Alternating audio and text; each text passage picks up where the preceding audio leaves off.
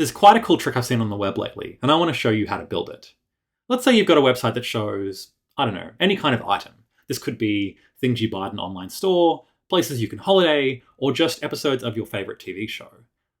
What you can do here is, as I hover or select the rating of that item, you might notice that the other tabs will actually show you the comparative rating of other items. Now, this is really cool. I don't have to, as a user, open up and troll and do comparisons. I can just glance and see a comparison to what I'm looking for.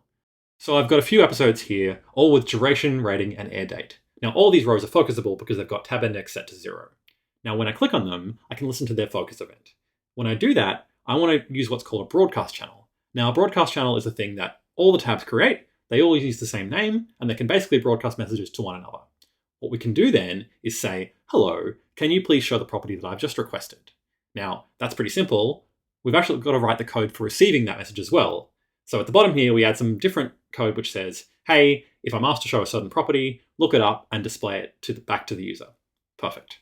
The last thing we have to do is, this works well for focusing, but when we unfocus, and this is a neat trick with focus out, which you can read more about if you are curious, that we send a message saying, please stop.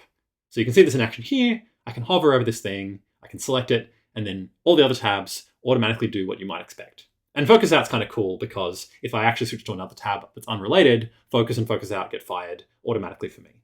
I think this is a really cute demo, but remember that it has to be considered progressive enhancement, although it's hard to imagine a situation where the tab is the only way you can communicate with your users.